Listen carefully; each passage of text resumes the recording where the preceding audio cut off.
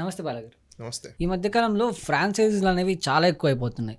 And వీళ్ళు ఎలా చేస్తున్నారంటే అగ్రిమెంట్స్లు కానీ ఫస్ట్ టైం చెప్పేది ఒకటి ఉంటుంది, బట్ చేసేది ఒకటి ఉంటుంది. అగ్రిమెంట్స్లో ఉన్నట్టు ఉండదు.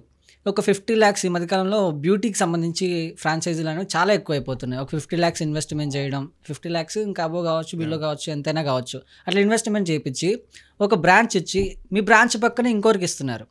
ఒకరు బ్రాంచ్ పెట్టిన తర్వాత దాని పక్కనే ఇంకొకరికి ఇస్తున్నారు. అంటే వీళ్ళకి లాభం రాకపోయినా కూడా వీళ్ళు రాయల్టీ అనేది పే చేస్తున్నారు వాళ్ళకి. సో లీగల్గా వీళ్ళు ఎలా ఫేస్ చేయాలండి దీన్ని?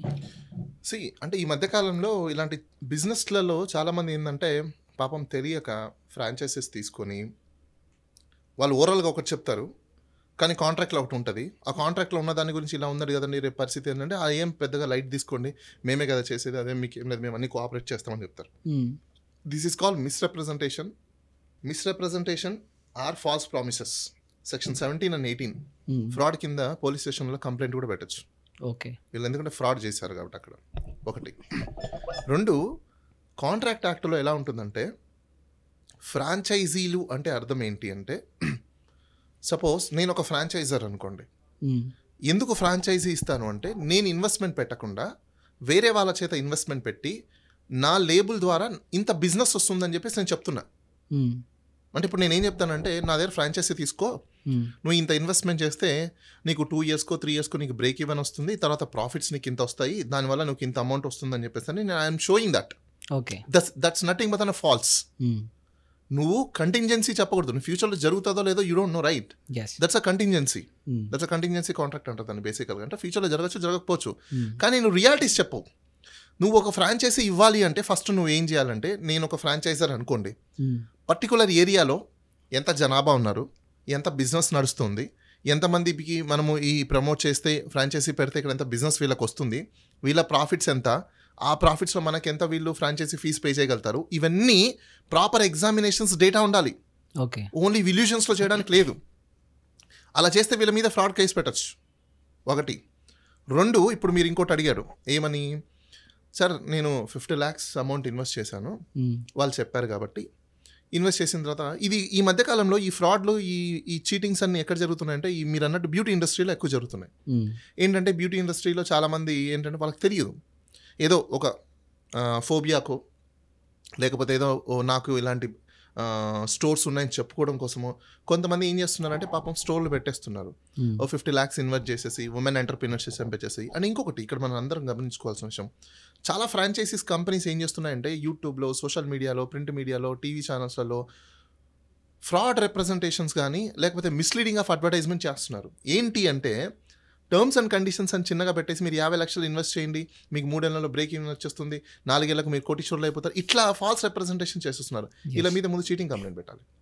అలానే అడ్వర్టైజ్మెంట్ ఎవరైతే చేస్తున్నారో, ఫాల్స్ అడ్వర్టైజ్మెంట్స్, మిస్ అడ్వర్టైజ్మెంట్స్ ఇలాంటివి ఎవరైతే చేస్తున్నారో ఆ కంపెనీ మీద క్లెయిమ్ కూడా చేయాలి, డ్యామేజెస్ కూడా క్లెయిమ్ చేయాలి. ఎందుకు అంటే ఇప్పుడు వీళ్ళు బేసికల్గా మీ ఫ్రాంచైజీ ఎందుకు తీసుకున్నారు, ₹1 ఎవరైనా ఎందుకు పెడతారు? That is a reasonable expectations అని అంటారు. డాక్ట్రిన్ ఆఫ్ రీజనబుల్ ఎక్స్పెక్టేషన్ అంటే ఏ వ్యక్తి నష్టపోవాలని ఎవరు చేయరు, కానీ నువ్వు ఒక వ్యక్తిని ఇండైరెక్ట్లీగా నీ ప్రాఫిట్ కోసం నష్టపోయడం చేసేది ఇట్స్ అ ఫ్రాడ్.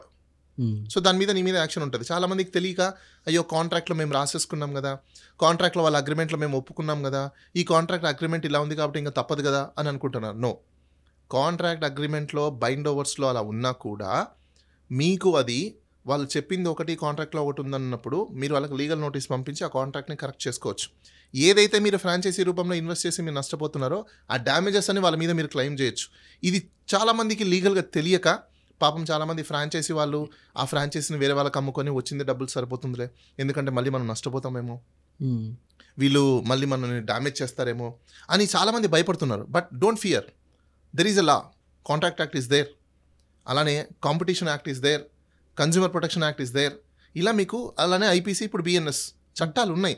ఈ చట్టాలు చాలామందికి తెలియకపోవడం వల్ల people or doesn't know about of the entire the contract act as well as the agreement, as well as the promise, and what about of BNS and as well as of the consumer protection act, anti competition act. ఇవన్నీ తెలియకపోవడం వల్ల, వాళ్ళకంత knowledge లేకపోవడం వల్ల, అయ్యో కాంట్రాక్టే మొత్తం, ఈ అగ్రిమెంటే మొత్తం, ఈ అగ్రిమెంట్ చెప్పిందే మనం వినాలేమో అన్ని ఇల్యూషన్స్ మైండ్లోకి వెళ్ళిపోతున్నారు. No, there is law, constitution is there, again remedial laws is there. ఇవన్నీ తెలుసుకుంటే డెఫినెట్గా ఎవరైతే ఫ్రాంచైజీస్ తీసుకొని నష్టపోయిన వాళ్ళు ఉంటారో, అలా మీరు నష్టపోతున్నప్పుడు మీ బిజినెస్ జరగకపోయినా కూడా వాళ్ళు ఫ్రాంచైజీస్ ఫీజెస్ ఇస్తున్నారు అనుకోండి, మీరు ఇవ్వాల్సిన అవసరం లేదు. ఫ్రాంచైజీ ఫీజు ఎప్పుడు ఇవ్వాలి అంటే మంత్లీ బిజినెస్ మీద జరిగిన దాని మీద ఫ్రాంచైజీ ఫీజు ఇవ్వాలి. లాస్ట్లో ఉన్నప్పుడు బ్రేక్ ఈవెన్ ఉన్నప్పుడు ఫ్రాంచైజీ ఫీజు ఇవ్వాల్సిన అక్కర్లేదు. ఎందుకు? మీ లేబుల్ మీద కదా వాళ్ళు బిజినెస్ చేస్తున్నారు. ఇక్కడ ప్రమోషన్ ఎవరిని చేస్తున్నారు? ఫ్రాంచైజర్ని చేస్తున్నారు. సో ఫ్రాంచైజర్ ఆ నష్టాన్ని భరించాలి.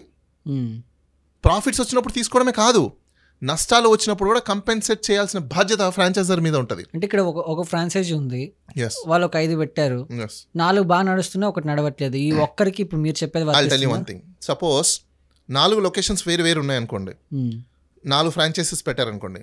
ఒక లొకేషన్లో మీకు ఫ్రాంచైజీ ఏమని చెప్పిస్తుంది, ఈ లొకేషన్లో పెడితే బిజినెస్ నడుస్తుందని చెప్పేసి సజెస్ట్ చేసేది ఎవరు? ఫ్రాంచైజర్.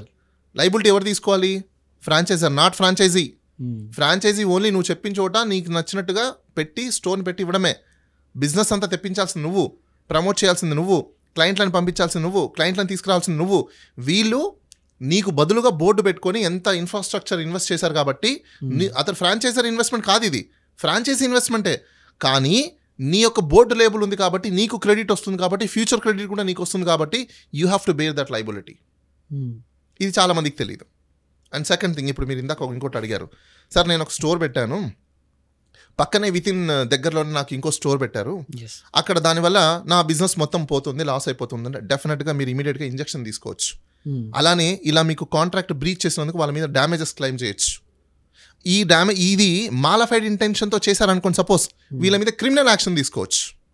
ఎలాంటి క్రిమినల్ యాక్షన్ అంటే, ఆల్రెడీ మీకు ఒక లొకేషన్లో, సపోజ్ హైదరాబాద్ అమీర్పేట అనుకుందాం, హైదరాబాద్ అమీర్పేటలో బిగ్ బజార్ దగ్గర లేకపోతే బిగ్ బజార్ పక్కన ఒకటి ఆల్రెడీ స్టోర్ ఉందనుకుందాం.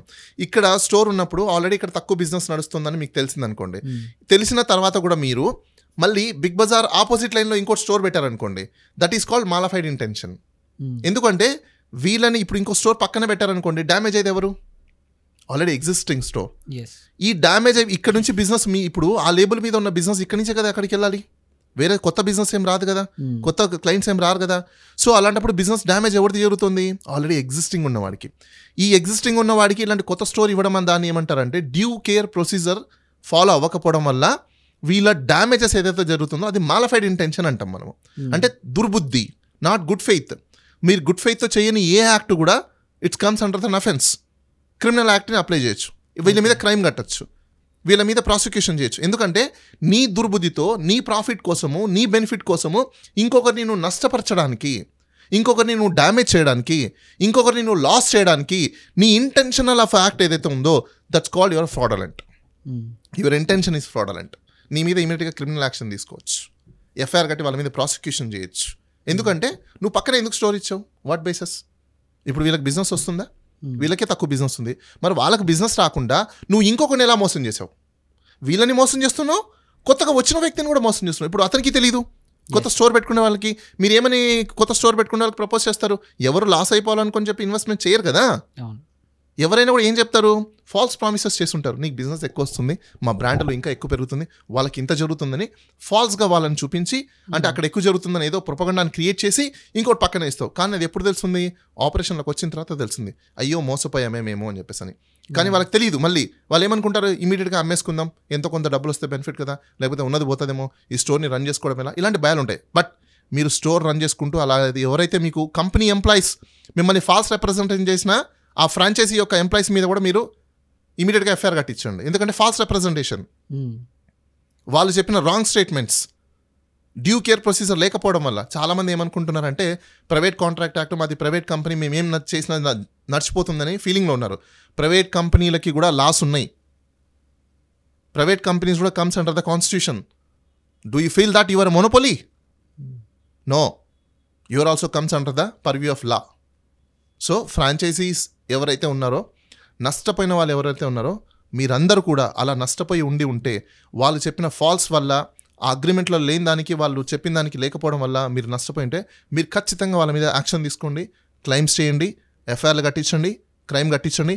ఆ కంపెనీ ఎంప్లాయీస్ ఎవరైనా ఫాల్స్ రిప్రజెంటేషన్ చేసినా, మిమ్మల్ని హెరాస్ చేసినా, మిమ్మల్ని ఇంటిమిడేట్ చేసినా, మిమ్మల్ని టార్చర్ చేసినా, మిమ్మల్ని ప్రెజరైజ్ చేసినా వాళ్ళ మీద కూడా ఎఫ్ఐఆర్ కట్టండి.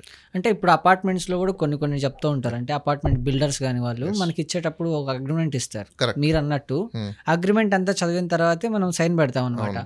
సో వన్స్ ఆ అగ్రిమెంట్ అంతా చదివి మొత్తం అందులో ఉన్న ఏవైతే ఉన్నాయో వాటిని మనం యాక్సెప్ట్ చేసి సైన్ పెట్టిన తర్వాత ఇప్పుడు వాడు ఏవైతే చెప్పాడో అవి అపార్ట్మెంట్లో మనకి అనిపించట్లేదు, సరిగ్గా లేవు అన్నప్పుడు మీరు చెప్పింది వర్తిస్తుంది. వర్తిస్తుంది. అది అపార్ట్మెంట్లకైనా వర్తిస్తుంది, ఫ్రాంచైజీలకైనా వర్తిస్తుంది, ఏ దానికైనా వర్తిస్తుంది. కాకపోతే ఫోరమ్స్ డిఫరెంట్ ఉంటాయి. ఇప్పుడు సపోజ్ అపార్ట్మెంట్ రియల్ ఎస్టేట్కి సంబంధించిందంటే రెరా ఉంది, ఇలా ఫ్రాంచైజీస్ వాటికి సంబంధించిందంటే మీకు కమర్షియల్ కోర్ట్స్ ఉన్నాయి. ఇట్లా రకరకాల కన్జ్యూమర్ ఫోరమ్స్ ఉన్నాయి, కమర్షియల్ కోర్ట్స్ ఉన్నాయి. అలానే కాంపిటీషన్ సెల్ ఒకటి ఉంది, కమిషన్ ఒకటి ఉంది, కాంపిటీషన్ కమిషన్ ఉంటుంది, ఆ కమిషన్ ఒకటి ఉంది. ఎక్కడైనా మీరు వాటిని అంటే ఈ మధ్య కాలంలో అపార్ట్మెంట్స్కి సంబంధించి ఇబ్బందులు ఎక్కువ అయిపోయాయి. చాలా మంది అంటే మనకు చెప్పేవాది ఏంటంటే అలాంటప్పుడు మీరు ఏం చేయాలంటే రెరా అని చెప్పేసి దానికి సపరేట్గా ప్రతి స్టేట్లో ఒక రెరా ఆఫీస్ ఉంటుంది, రెరా ఫోరం ఒకటి ఉంటుంది, రియల్ ఎస్టేట్ అథారిటీ. ఆ ఫోరం దగ్గర మీరు అప్లికేషన్ ఫైల్ చేసుకోవచ్చు.